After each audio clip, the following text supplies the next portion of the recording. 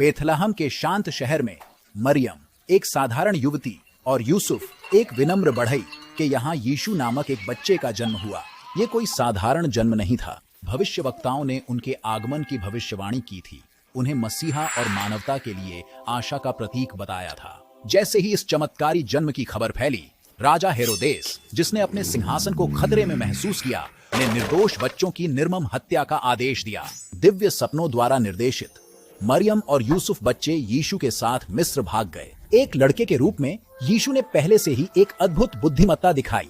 केवल 12 साल की उम्र में उन्होंने मंदिर के विद्वानों के साथ शास्त्रों पर बहस कर उन्हें आश्चर्यचकित कर दिया। हालांकि यह केवल 30 साल की उम्र में था कि उन्होंने अपना परिवर्तनकारी सार्वजनिक मंत्रालय शुरू किया। उन्होंने मछुआरों से लेकर कर संग्रहकर्ताओं तक 12 विविध शिष्यों को चुना, जो उनके साथ एक मिशन पर गए जिसने इतिहास की धारा को बदल दिया। उन्होंने जो चमत्कार किए वे अद्भुत थे।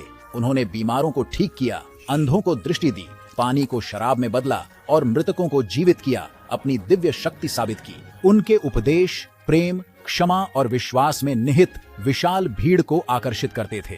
उन्होंने दृष्टांतों में बात की, सरल कहानियों से गहरे सत्य को व्यक्त कर दिव्यता को समझने योग्य बनाया। लेकिन उनका बढ़ता प्रभाव धार्मिक नेताओं और रोमन प्रतिष्ठान द्वारा एक खतरे के रूप में देखा गया।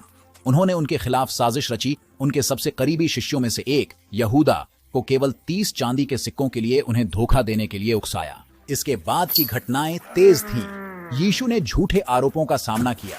उन्हें पोंटियस पिलातुस को सौंप दिया गया और पिलातुस के अपने निर्णय के खिलाफ उन्हें क्रूस पर चढ़ाकर मृत्यु की सजा सुनाई गई। घंटों के दर्द और उपहास को सहने के बाद यीशु ने मार्मिक शब्द कहे, पिता, उन्हें क्षमा करे। अपनी असीम प्रेम और दया को प्रदर्शित करते हुए उनके शरीर को लिया गया और एक बड़ी चट्टान से सील की गई कब्र में रखा गया। 3 दिन बाद कब्र खाली खड़ी थी।